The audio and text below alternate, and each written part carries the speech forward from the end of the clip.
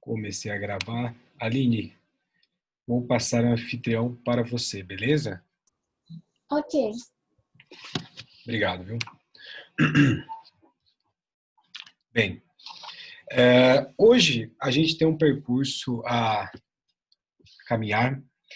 Eu quero falar primeiro com vocês dos excluídos da sucessão, a nossa indignidade sucessória e a deserdação, pontos semelhantes e pontos diferentes entre ambos os institutos. Posteriormente, a depender do horário, a gente vai chegar ali na petição de herança, tá? Então, vamos verificar se a gente vai conseguir. O objetivo inicial é terminar a ideia dos excluídos da sucessão e depois caminhar para a nossa ação de petição de herança, beleza? Minha garganta está um pouquinho ruim hoje, eu nem vou ligar o ar aqui, mas vamos lá. Pois bem, quando a gente estudou nossa ordem de vocação hereditária, nós constatamos alguns pontos interessantes no sentido de que, se existir um herdeiro mais próximo, a gente iria excluir os herdeiros das classes mais remotas, né? Por que eu estou dizendo isso? Para começar a trabalhar com vocês a questão da indignidade sucessória e a deserdação. Porque a exclusão por indignidade e a deserdação são critérios subjetivos, são critérios em que existe uma razão subjetiva de um afastamento, uma vez que o herdeiro dessa relação será considerado desprovido de moral para receber a parte que seria ideal a ele dessa herança diante de uma prática praticada por esse herdeiro, tá?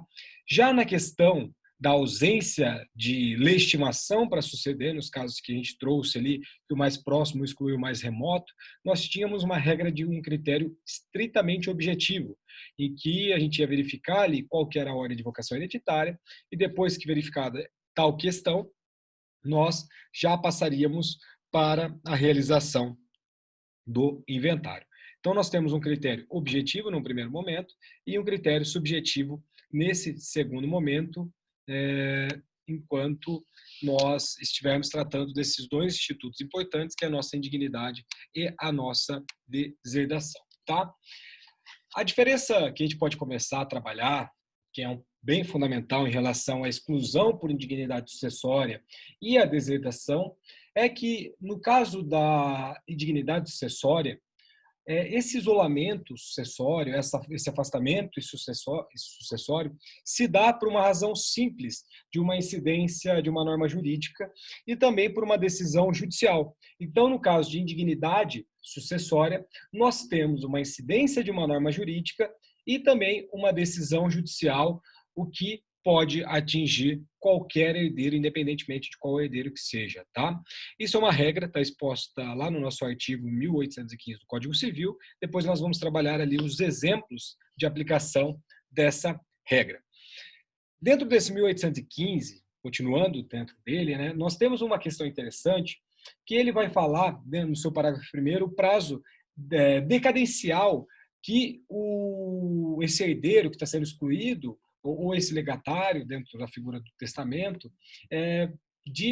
em 4 anos, ele pedir ali a revisão dessa questão em que ele está sendo excluído como herdeiro ou como legatário, contados a partir da abertura dessa sucessão, que é quando se dá a morte do autor da herança, tá? Então, 4 anos é o prazo decadencial para tal questão. Se não observar esse prazo, por óbvio, decai o direito desse autor de pleitear qualquer questão, enfim. Beleza? Um ponto que é interessante diz respeito à legitimidade para se propor essa ação, para você revisitar, né, para você revisar essa questão dessa exclusão, dessa indignidade. Por quê? Porque nós tínhamos que a indignidade, quem possuía a legitimidade ativa, era o interessado, né, ou o Ministério Público. O Ministério Público é uma figura interessante nesse caso, é bem polêmica, na verdade, essa previsão da legitimidade do Ministério Público de propor essa ação para se revisitar essa questão da indignidade, porque, na verdade, o Ministério Público, a gente sabe que, quando existir questões de ordem pública, ele intervém, né? Dentro da primeira jornada de direito civil, desses enunciados doutrinários, jurisprudenciais que nós temos, foi lá em 2002, ou seja, na primeira jornada mesmo de direito civil, nós já tínhamos um enunciado, que é o enunciado 116 do CJF, que falava para nós na questão do Ministério Público, por força desse artigo que a gente está trabalhando nesse primeiro momento, que é o 1815 do Código Civil, representar o interesse público, e ele possuía, assim, uma legitimidade para propor essa ação visando essa declaração de dignidade de herdeiro ou de legatário, tá? Então, nós tínhamos também a legitimidade tanto para propor a questão da própria dignidade, quanto a questão da revisitação desse instituto. Tá? Nós temos uma lei recente, que é uma lei de 2017, que é a nossa Lei 13.532, que acaba introduzindo um parágrafo 2º dentro desse artigo 1815 do Código Civil, e ele vai prever, finalmente, de forma expressa, que o MP ele possui uma legitimidade, sim, para promover a ação de dignidade quando houver um crime de homicídio doloso ou a sua tentativa tenha sido praticada ali pelo herdeiro contra esse falecido ou contra os seus familiares. Tá? Então, nós temos uma lei recente, uma lei de 2017, que é a Lei 13.532, que vai estabelecer a legitimidade do Ministério Público de propor essa ação de indignidade, beleza? Então, nós temos essa questão que agora ela está, entre aspas, pacificada. Mas, apesar da gente ter ali a fundamentação com base nesse interesse público, né, que nós sabemos que se não houvesse interesse público, por óbvio, o Ministério Público ele não teria legitimidade para intervir nesse tipo de caso, mas quando nós analisamos essa questão da ação de indignidade propriamente dita, nós, quando confrontamos com a Constituição Federal, especificamente o artigo 127, que vai tratar ali da questão do Ministério Público, nós vamos ver uma possível inconstitucionalidade desse parágrafo 2º do artigo 1815. Por que eu digo isso? Porque a atuação do nosso órgão ministerial, o Ministério Público, ela possui uma atuação adstrita a questões de direitos indisponíveis, né? Vocês bem sabem em relação a isso. Só que isso não ocorre na herança, né?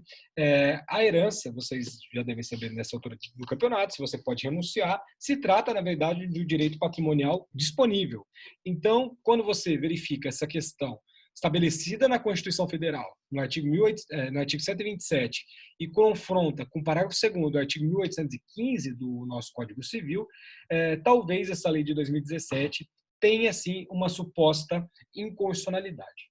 No meu ponto de vista, a gente tem que entender, e aí, assim, obviamente que eu respeito totalmente as opiniões contrárias, mas nós temos que entender que o Ministério Público ele deve sim atuar nas questões em que exista um interesse público, e a gente tem que, essa questão do interesse público é muito além dessa questão de por exemplo, direitos indisponíveis. Nós temos, por exemplo, a defesa da própria ordem jurídica, os interesses sociais, que são instrumentos expressos também dentro da nossa Constituição Federal, em específico no nosso artigo 127, né? Então, a gente pode lembrar que a nossa herança, por mais que seja um direito patrimonial disponível, ela é sim um direito fundamental quando nós olhamos ali o inciso 30 do nosso artigo 5º, no rol dos direitos fundamentais da nossa Constituição Federal. Então, a gente não pode enxergar a nossa questão, a nossa herança, como um direito patrimonial puro, estrito, tá? Ele é muito além disso. Então, feitas essas observações, em especial ali as questões referentes à legitimidade do Ministério Público e propor essa ação de indignidade, nós temos que a deserdação, de um outro lado, né, nós tratamos até agora da questão da indignidade, a nossa deserdação existe, na verdade, ela nada mais é do que um ato de uma última vontade em que vai afastar um herdeiro necessário. A Edilane pediu para você aceitar ela aí. Eu não estou como anfitrião. A Aline aceita ela aí. Obrigado. A Edilane está por aqui também. Não sei se ela foi aceita agora, mas está por aí. Agora deu certo, professor. Obrigada. Boa noite. Imagina, boa noite. Obrigada. Então, quando nós estávamos estudando até agora o Instituto da Ação de Indignidade, mas nós também temos a deserdação. A deserdação nada mais é do que uma declaração de uma última vontade de esse autor dessa herança, entre aspas, né, porque a gente está falando antes da morte, em afastar um herdeiro necessário, mas é imprescindível a confirmação dessa declaração de vontade por sentença, tá? Então, por isso que para nós a deserdação ela será tratada dentro do Código Civil, dentro dos nossos estudos, mas como é algo que possui como uma declaração de última vontade, faz muito mais sentido a gente tratar a questão da deserdação quando nós estivermos analisando o Instituto do Testamento propriamente dito, tá? Então, a gente vai deixar a questão de deserdação um pouquinho mais para frente, porque a deserdação está num capítulo à frente desse 1815, é só para vocês terem uma ideia, a gente está tratando a indignidade 1814, 1815, etc. E a nossa questão da deserdação estará lá no artigo 1961 até o artigo 1965 do Código Civil. Mas é interessante falar para vocês que a questão da deserdação e a questão da indignidade, elas estão sim unificadas em parte, tá? Elas não estão unificadas totalmente pela nossa codificação material, pelo nosso Código Civil, mas existe sim uma unificação em partes. Por que eu digo isso? Quando nós analisamos, né, nosso artigo 1814 do Código Civil, nós temos que os herdeiros que são considerados indignos dentro de um rol. E esse rol vai falar para nós o seguinte, deixa eu abrir meu Código Civil aqui rapidinho. Ó. 1814. São excluídos da sucessão os herdeiros ou legatários. Inciso 1º. Que houverem sido autores, coautores ou partícipes de homicídio doloso ou tentativa deste, contra a pessoa de cuja sucessão se tratar, seu cônjuge, companheiro, ascendente ou descendente. Inciso 2º. Que houverem acusado caluniosamente em juízo o autor da herança ou incorrer em crime contra sua honra ou de seu cônjuge ou companheiro. E, por fim, o inciso 3º fala para nós que, por violência ou meios fraudulentos, inibirem ou obstarem o autor da herança de dispor livremente de seus bens por ato de última vontade. Tá? Então, nós temos um rol específico dentro do artigo 1814 do nosso Código Civil, que vai tratar os herdeiros indignos. Tá? Quando nós olhamos, né, o artigo 1962 e o artigo 1963, que trata um pouquinho mais da deserdação, ele acrescenta mais alguns casos. Tá? Além dessas causas que estão mencionadas no artigo 1814, essas 3 causas que eu mencionei para vocês, nós temos ali também mais 4 possíveis questões que autorizam, sim, a deserdação dos descendentes por seus ascendentes e vice-versa. Tá? Quais são esses exemplos? Está lá no nosso artigo 1962 do Código Civil e no artigo 1963. Tá? Na deserdação, ou seja, a gente pega o 1814 e acrescenta mais o 1962 e mais o artigo 1963. Tranquilo? A primeira possibilidade de deserdação é se existir a prática de ofensa física entre essas pessoas, ascendentes e descendentes, beleza? A segunda hipótese é uma injúria grave entre essas pessoas.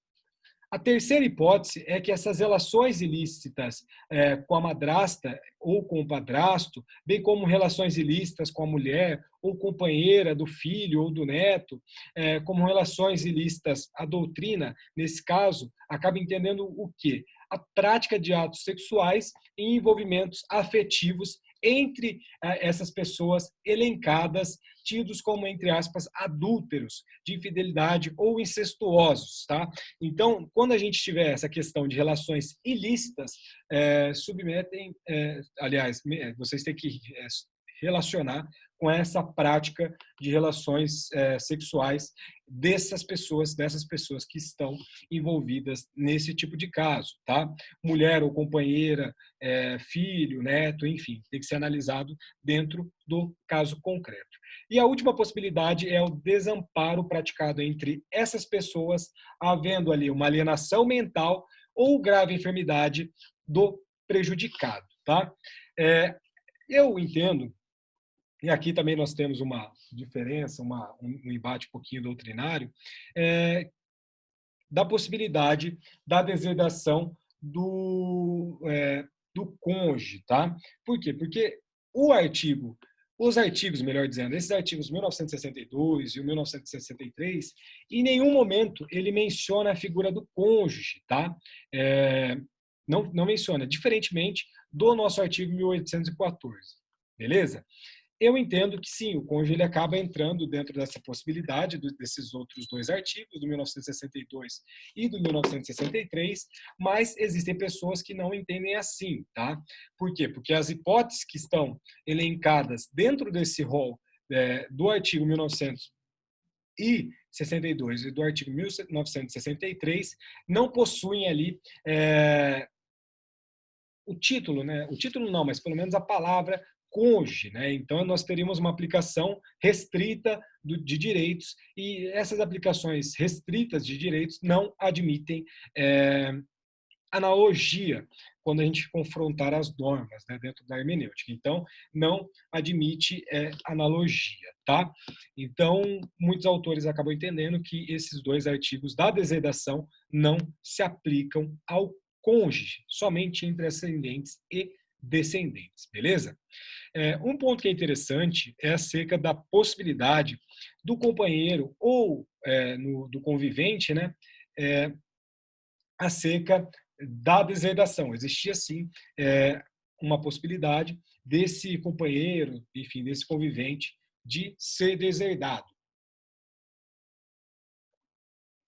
Por que eu digo isso? Porque, diferentemente lá no nosso cônjuge, né, que tem um rol específico, no nosso artigo 1845, o companheiro, vocês sabem que ele não era visto como herdeiro necessário, mas depois do informativo 864 do Supremo Tribunal Federal, vocês sabem que existe uma equiparação para fins sucessórios aqui entre a pessoa, entre o companheiro e o cônjuge, entre a companheira e a cônjuge. Então, hoje nós temos ali uma questão que existe uma equiparação também aqui para fins de deserdação. Então, o que a gente tem que entender é que essa repercussão do Supremo Tribunal Federal, mais uma vez, eu sempre falo isso para vocês, aplica-se de todo como o herdeiro, o companheiro, possa ser visto como herdeiro necessário, tá? Assim, o que a gente tem dentro dessa questão da deserdação? Que o companheiro pode ser deserdado a partir dessa interpretação dada pelo Supremo Tribunal Federal, porque existe uma equiparação com o cônjuge, tá? Então, se você se filiar dentro da possibilidade de que o cônjuge pode sim ser objeto de deserdação por ele ser herdeiro necessário, o companheiro também, obrigatoriamente, ele acaba vindo com você, né, dentro dessa sua ideia, porque você entende essa possibilidade, tá?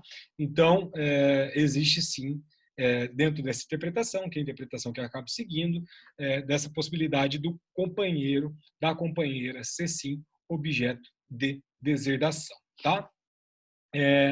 Ainda quanto à questão da própria deserdação, somente com uma declaração manifesta, expressa, das causas expostas, que a gente vai ter uma aplicação dentro dessas causas no testamento, em testamento, tá?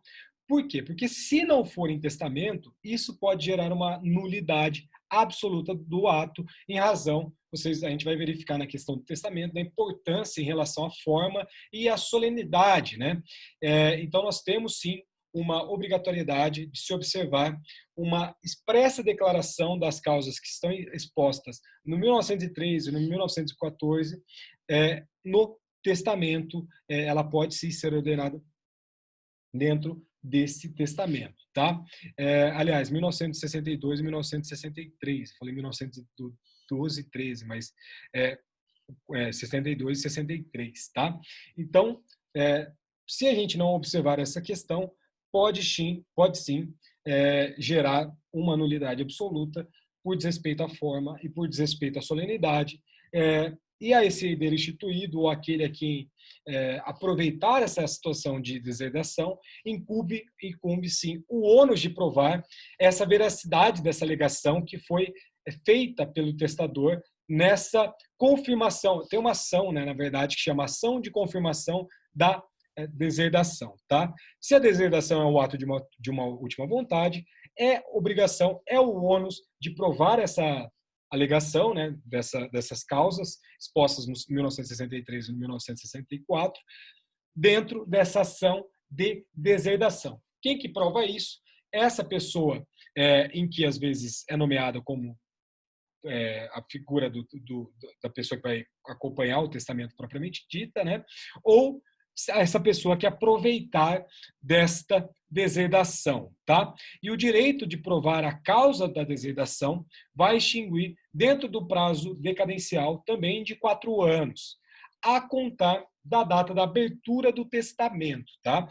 É diferente da indignidade. A indignidade, o prazo decadencial também é o prazo de 4 anos, mas lá o início do prazo se dá na abertura da sucessão e aqui da abertura do testamento. E a gente vai entender, quando a gente estudar a abertura do testamento, alguns aspectos diferentes, tá? Porque a abertura da sucessão é quando ocorre o evento morte, tá? Em relação à indignidade, voltando aqui um pouquinho para o tema, eu falei do meu 1814, 1815 e agora a gente vai enfrentar o 1816, tá?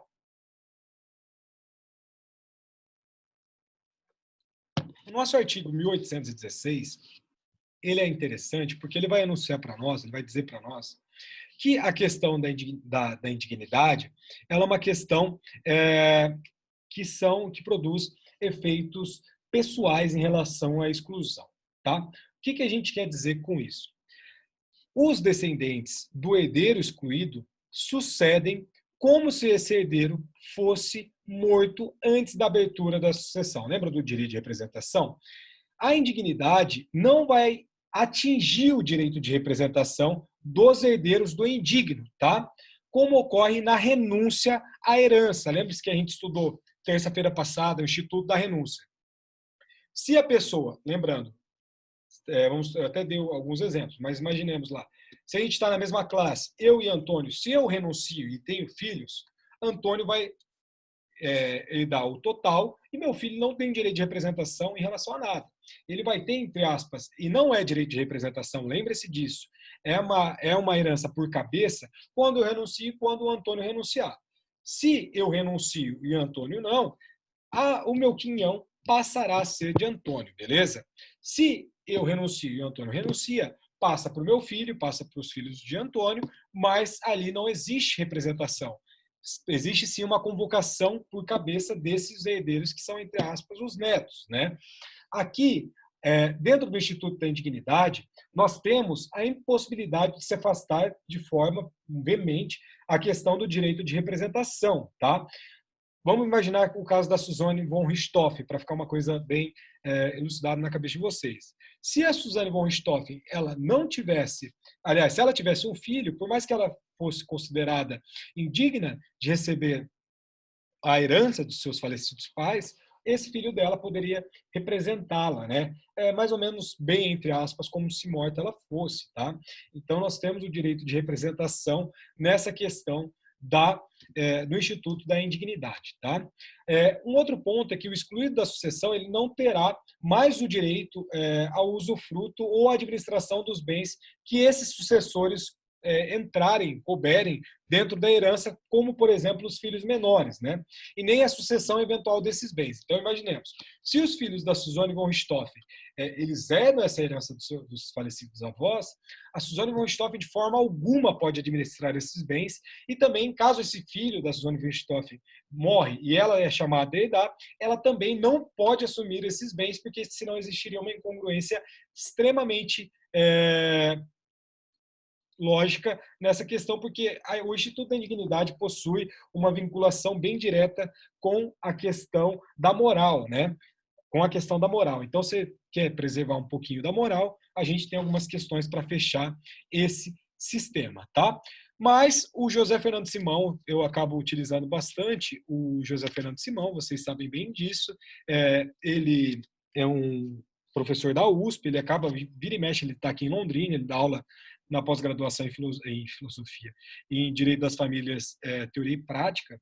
aqui da UEL, e ele fala para nós que esse efeito da indignidade prevista lá no nosso artigo 1816 do Código Civil se aplica também à deserdação, tá? Em uma tentativa de unificar esses institutos. A gente tem alguns projetos de lei que tentam incluir o Instituto da Deserdação aqui nesse tipo de caso, tá? Ou seja, para resguardar, entre aspas, essa moral em que está buscando, mas, por enquanto, esse projeto de lei é um projeto de lei antigo, é um projeto de lei de 2011, mas esse projeto de lei ele ainda não foi aprovado, tá? Então, por exemplo, a figura do deserdado, ele ainda pode sim usufruir, ele tem, por exemplo, o direito do usufruto, a administração dos bens em relação a esses seus filhos, né? Então nós temos algumas questões que ainda não fecham um pouco, mas até, eu acho que até se procurar alguns julgados é capaz de existir uma aplicação aí, porque a gente sabe como é que funcionam os nossos tribunais, tá? Um outro ponto que a gente tem que ter é que, isso só a título de curiosidade para vocês, é que são plenamente válidas as alienações onerosas de bens hereditários a terceiros de boa-fé, tá? E os atos de administração que são legalmente praticados também por esses herdeiros antes dessa sentença de exclusão, tá? Então se presume boa-fé nesse tipo de caso, na questão da indignidade, tá? Então existe sim uma possibilidade de fazer uma alienação onerosa a terceiros de boa-fé, não existe problema em relação a isso, ato de administração em relação a esses bens, praticados antes dessa consideração, dessa exclusão em relação à indignidade, tá? Mas, contudo, isso é uma questão interessante, que esses herdeiros caso eles obtenham, né, uma sentença de indignidade, vai sim existir um direito de demandar perdas e danos em relação a este herdeiro que foi considerado indigno, que está excluído da sucessão. E o excluído da sucessão, ele também é obrigado a restituir os frutos e os rendimentos que ele acabou recebendo com esses bens dessa herança que ele pode ter recebido, né?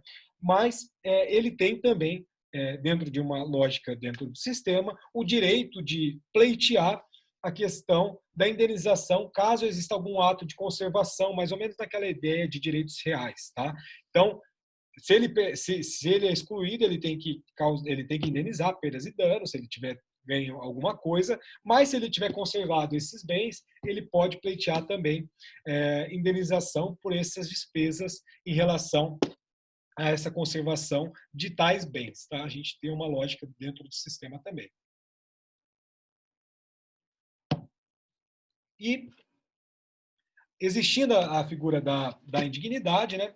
Esse herdeiro que será considerado, declarado, melhor dizendo, né, indigno, posteriormente ele tem sim o direito a receber uma posse ou um domínio da herança, ficando com essa posse, com esse domínio da herança, até a declaração por sentença. Tá? Então, a sentença que vai afastar essa pessoa de forma definitiva dessa questão. Tá? Um outro ponto que é muito interessante, que tem que ser estudado, é a figura de um termo, na verdade, que se chama reabilitação do indigno. Tá? O que é a reabilitação do indigno? Por força de testamento ou um outro ato que seja autêntico, né? Como, por exemplo, no caso de uma escritura pública, em que existe um termo também de uma reabilitação expressa, dentro do artigo 1818 do nosso Código Civil, nós temos a reabilitação tácita, né? Ou seja, quando o autor da herança contempla essa pessoa que é indigna por testamento, quando já conhecia a causa dessa indignidade. Então, pode sim existir ali uma reabilitação desse indigno, seja por um ato ali de uma escritura pública, que é uma reabilitação expressa, ou, às vezes, por um testamento, algo nesse sentido, que é uma reabilitação tácita. Então, por mais que exista uma sentença, vamos dizer assim, de indignidade, pode sim o autor dessa futura herança, num ato de declaração de última vontade, afastar a aplicação dos efeitos desta indignidade. Tá? Para a gente encerrar essa questão da deserdação e da indignidade, e a gente tentar trabalhar alguma coisa um pouco mais didática, né, a gente pode montar, entre aspas, uma tabela para a gente identificar quais são as principais diferenças entre esses institutos, tá? Então, eu acho que eu não vou conseguir compartilhar minha tela. Aline, você passa para mim, por favor, novamente, rapidinho?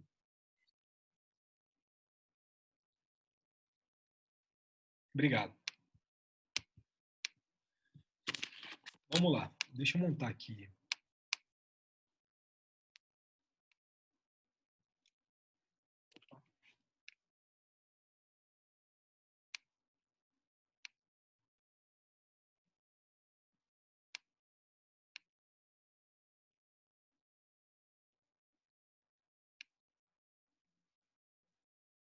Ficou mais ou menos, né? Mas...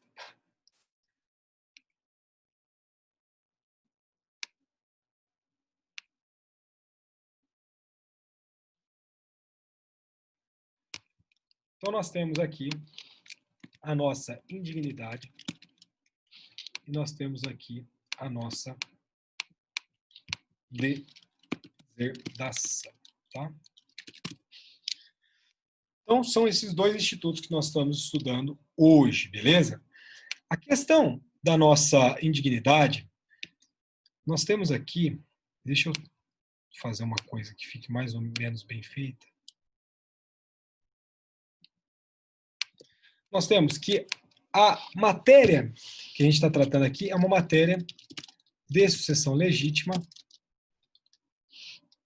ou hereditária, tá?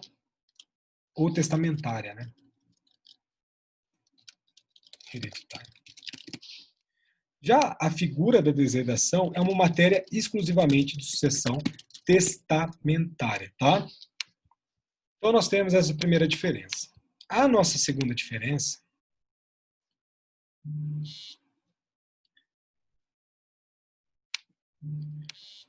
diz respeito ao alcance disso, né?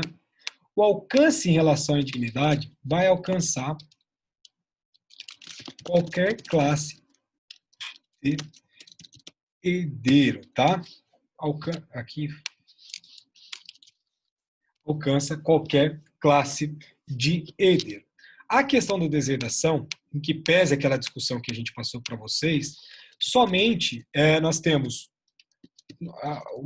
nós só atingimos os herdeiros necessários, tá? Então nós temos, por exemplo, na indignidade, os colaterais, toda essa questão, todo aquele rol, aquela muvuca de gente, vamos dizer assim, e aqui nós temos somente os herdeiros necessários. Herdeiros necessários, descendentes, cônjuge e companheiro. E aí agora complicou aqui.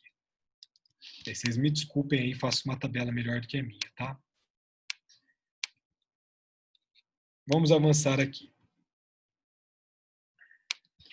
Em relação à indignidade, nós temos uma questão interessante, que as causas de indignidade servem para a deserdação, tá? Então, as hipóteses de indignidade servem para deserdação. Contudo, todavia, entretanto, na questão das hipóteses de deserdação, elas não atingirão a indignidade, tá? Então, essas hipóteses, as hipóteses de deserdação não atingem a indignidade, tá? Então, nós temos, não alcançam, vou colocar não alcançam, que fica melhor. Não alcançam a indignidade, tá?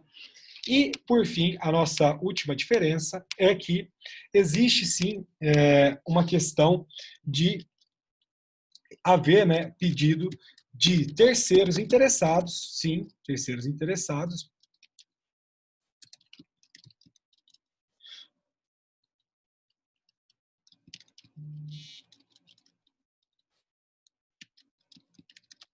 e também ou uma intervenção, né, do Ministério Público que vai acabar ali trabalhando nessa possibilidade.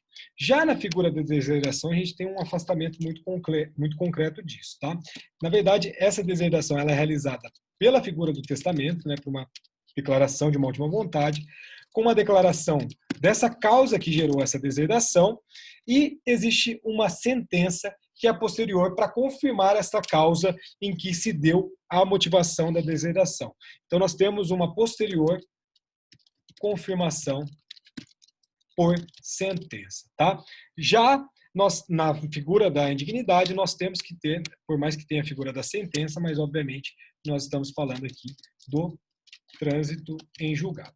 Até lá, na indignidade, nós temos os frutos, enfim, isso tudo acaba funcionando para ambas as questões. Beleza?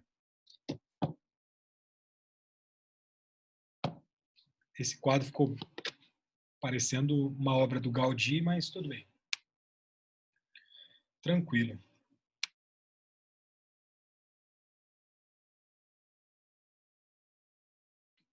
Deixa eu voltar para a linha aqui rapidinho. Alguma dúvida? Tranquilo? Então, vamos avançar. Falei para vocês que eu tinha prioridade de trabalhar esses dois institutos. A gente vai ver a deserdação um pouquinho mais especificamente lá para frente, tá? Mas é interessante já diferenciar de pleno e de plano, melhor dizendo, esses dois institutos. Oi. Você viu a matéria sobre o caso do patrimônio lá do Gugu? Cara, eu não vi, mas eu li a manchete, na verdade. Eu vi que descobriram um documentário de 2015 que o Gugu menciona ela como companheira, né? É mais ou menos isso. É para ela conseguir o green card, né? Ele declara lá que eles são companheiros e tal, né? Assim, eu tenho uma opinião sobre esse caso desde o começo, muito clara. Porque, assim, todas as questões, assim, o Gugu, ele poderia ter feito outras coisas se de fato ele quisesse resguardar esse patrimônio dele, né? Existiam alguns contratos, por exemplo, contrato de criação de filho, umas coisas que a gente trabalhou, eu acho que a Janaína e a Érica estavam em sala de aula, quando eu expliquei esse caso para elas, mas no carnaval, foi no carnaval, mas assim, desde o começo eu tendo a crer que a esposa, a companheira dele vai caracterizar a união estável. É uma coisa, vai ser muito difícil. Eu acho que é o trabalho mais hercúleo mostrar que ela não era companheira do que ela era, sabe? Pela nossa prática, a gente tem, assim, por mais que seja um caso que tenha uma repercussão nacional, etc., eu tendo a crer desde o início que será configurada a união estável com distribuição dos frutos do patrimônio adquirido de forma onerosa ali na constância dessa união estável e com divisão, com concorrência com os descendentes do patrimônio particular. Porque tudo bem, a nossa figura da união estável, quando a gente estudou lá, nós temos algumas questões que, por exemplo, elas não precisam estar juntas, né? Mas dentro desse caso do Gugu, por exemplo, nós temos um relacionamento público, nós temos relacionamento duradouro, que são figuras que nem precisam ter na união estável. Mas é algo que aparece para nós, que grita para nós. Então, a tendência é que seja assim considerado, seja reconhecida a união estável, que seja feita essa questão. E existe uma série de dificuldades que eu nunca consegui entender direito como que isso está funcionando. Só que ele nomeou uma pessoa que está responsável pelo testamento, que é uma irmã, e essa irmã fica, entre aspas, com o direito de se fazer ali a administração dos bens pelos filhos, sendo que a mãe dos filhos, ela possui um poder familiar em relação a esses filhos, então ela não é deserdada, nada disso, então ela poderia sim administrar esses bens, mas ela não consta como tutora desses filhos. Então, assim, nós temos uma série de dificuldades nesse caso concreto e que sinceramente, eu espero que vá para julgamento, que vá para a STJ, que se forme jurisprudência para tudo que é lado, mas eu acho que isso vai acabar num grande acordo nacional. Mas eu vou procurar me informar melhor sobre essa matéria, mas é interessante, né? Isso acaba sendo mais uma prova dessa caracterização. Prof, aproveitando, se no caso eu estava assistindo a matéria ontem e eu concordo com o senhor plenamente que, de fato, ainda mais depois desse documento que eles conseguiram, né, coletar aí, Eu concordo que com certeza vai configurar um estável, sim, né? 3 filhos, viviam como família, não sei quantos anos, é assim, tudo. É, Chega a ser absurdo se exato. fosse o contrário, né? Mas e se de fato chegar no final, né, e for configurada a união estável, ela entra daí como meieira ou ela entra na concorrência partes iguais? Como que fica por ter havido um testamento e tudo mais, né? Como que fica essa questão? Na verdade, vai ser feita uma revisão desse testamento, vai ser feita uma diminuição do que se testou, ela entra como meieira em relação aos bens que foram adquiridos dentro da união estável, e ela entra como herdeira em concorrência com os descendentes em relação ao patrimônio particular do Gugu. Em relação ao testamento, não existe anulidade desse testamento, nem anulação desse testamento, mas ela vai entrar e vai ser feita uma revisão para se adequar dentro dos parâmetros, tá? A gente vai verificar porque o testamento é uma coisa também que ele tem que ser preservado, à vontade, né? Só que para ele ser preservado tem que se observar a legítima. E nesse caso, quando não existe observação da legítima, principalmente com essa pessoa da união estável pós-mortem, né, da configuração pós-mortem, nós temos ali uma, entre aspas, revisão dessa figura do testamento. Quando a gente trabalhar o testamento, a gente pode rediscutir esse caso do Gugu, né? É difícil discutir casos que a gente não tem muitas ferramentas, mas eu acho que é um caso interessante para ser discutido, sim, tá? Muito interessante. Mas é tudo assim, é uma série de institutos do nosso direito das sucessões, com direito de família, enfim, a gente passa por tudo dentro desse caso, né? Então, seria muito legal trabalhar nesse caso. Quem sabe, né? Quem sabe um dia nós não chegamos lá. E eu aposto que se algum de vocês estivesse nesse caso, vocês nunca tinham feito esse contrato de criação de filhos, porque vocês sabem que isso não tem validade nenhuma, né? Então, são coisas que extrapolam a lógica das coisas, né? Mas nós vamos estudar essa questão aí da revisão desse testamento, enfim, tem todas as questões, né? Porque, de fato, a figura do testamento, ela não é praticada aqui no nosso Brasil, porque, primeiro, que é uma figura que a gente nunca se acostumou, que é uma figura muito mais do common law do que do civil law, né? O civil law sempre foi baseado muito nessa ideia de sucessão com preservação de bens para os herdeiros. Já no common law isso é muito tranquilo, né? Eu vi quem que foi o cara o cara que é dono da Dufry, né? Que é aquele Dutch Free famosão, acho que é o maior do mundo. O cara doou tudo que ele tinha para doar dentro de um testamento, eu acho, né? Porque doação também em vida, a pessoa pode doar, enfim, isso não tem problema, tá?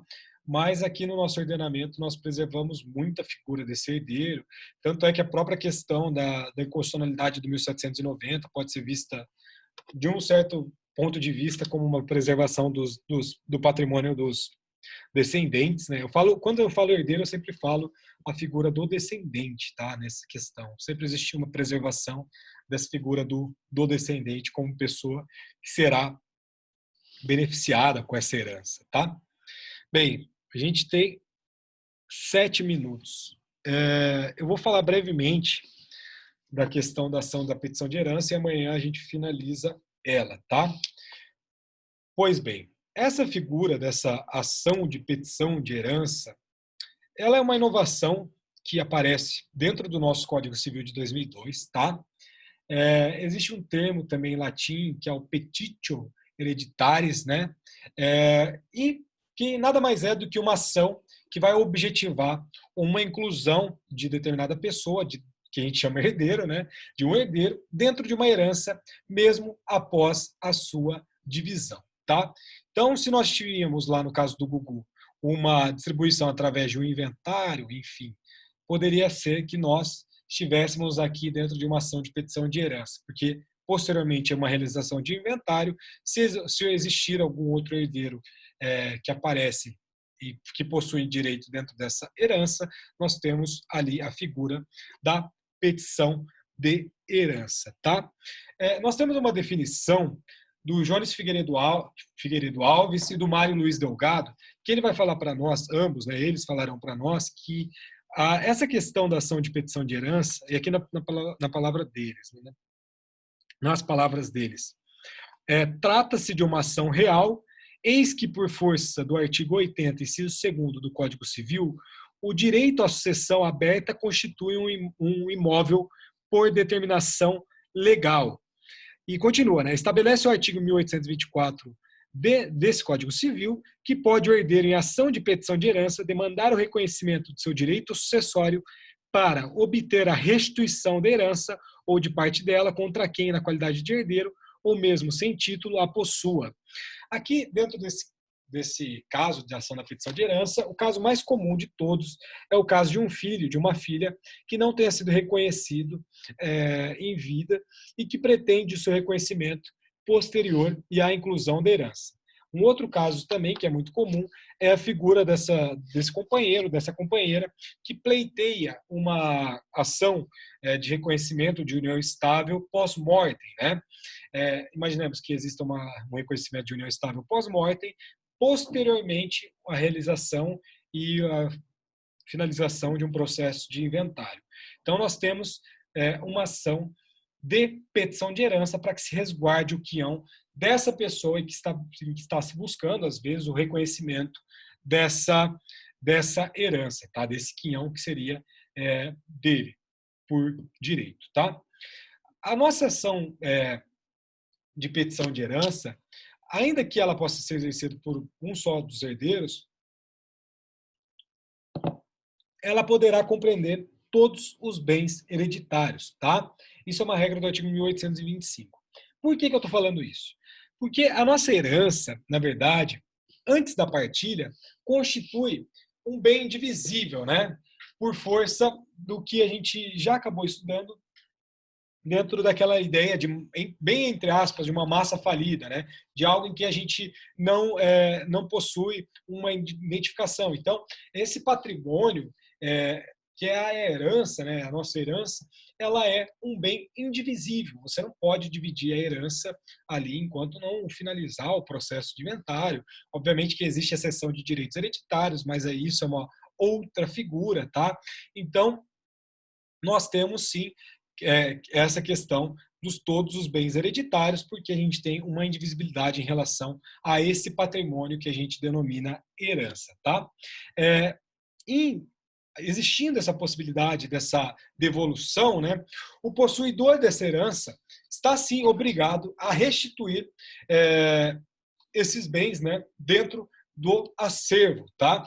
Sendo fixada uma responsabilidade segundo a sua posse, se essa posse era de boa-fé ou de má-fé, tá? E a partir da citação dessa ação na petição de herança, a responsabilidade desse herdeiro, que é possuidor de determinados patrimônios, será sim aferida, será sim identificada, analisada, de acordo com as regras concernentes à posse de boa-fé, aliás, melhor dizendo, à posse de má-fé e o instituto dentro do direito real, que é a nossa mora, tá? Só para eu finalizar a aula de hoje, eu queria trazer um exemplo do Tribunal de Justiça do Rio de Janeiro para identificar isso mais ou menos de como funcionaria na prática. Ó, petição de herança, reconhecimento de herdeira necessária, retificação da partilha, restituição dos frutos, responsabilidade pelos prejuízos a partir da citação. O herdeiro excluído da sucessão pode demandar o reconhecimento do seu direito sucessório e obter em juízo a sua parte na herança consoante o artigo 1824 do Código Civil. Os herdeiros que exercerem com exclusividade a posse dos bens do monte, excluindo o herdeiro necessário, cuja existência é do seu conhecimento, agem de má-fé e respondem pelos prejuízos a partir da citação nessa ação, consoante o artigo 1826, parágrafo único do Código Civil. Então, imaginemos que eu e Edilene somos irmãos, e o Alisson também é nosso irmão, só que a gente sabe disso, só que a gente acaba omitindo, porque ele não foi reconhecido em vida pelo nosso pai, suponhamos. Então, o que nós temos dentro desse caso? Nós temos a posse de má-fé minha e de Edilene, e sim, eu serei obrigado a indenizar Alisson junto com a Edilane dentro desse caso, tá? Galera, finalizamos a nossa aula de hoje. Deixa eu só fazer chamada rapidinho aqui com vocês. E amanhã a gente finaliza esse Instituto da Ação de Petição, a gente caminha explicando bem como que funciona, tá? E aí é um instituto bem simples da ação de petição de herança, e eu acho que daí provavelmente a gente começa a trabalhar ali os bens que são, os bens daí, né? Não mais os herdeiros, mas os bens que são excluídos. O que precisa entrar em inventário, o que não precisa entrar em inventário, que nem tudo precisa, enfim, a gente vai verificar como que isso funciona ali na prática, tá?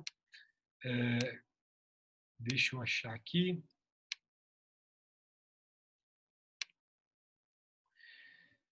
E de resto, tudo certo? Acabaram as provas? Como vocês foram?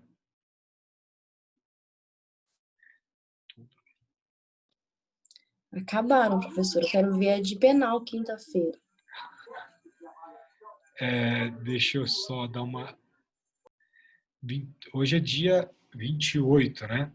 Então, a Aline está por aí, o Alisson está por aí, a Amabila, ela estava por aqui também, né? A Ana está por aí, Antônio também, a Beatriz também, a Edilene também, a Érica também, o Everson está por aí também. O Everson eu não via ainda. O Everson. A Jade está por aí, Janaína também, Carisa não está. Binho está por aí, Laís também. Laís está por aí. Maiara também, Mauro está por aí também. E Pedro me mandou mensagem. Então, galera, boa semana para vocês. Amanhã a gente se encontra aí para a gente terminar aqui a petição de herança, ação de petição de herança. E vamos caminhando. Obrigadão e boa segunda aula aí para vocês. Tchau, tchau.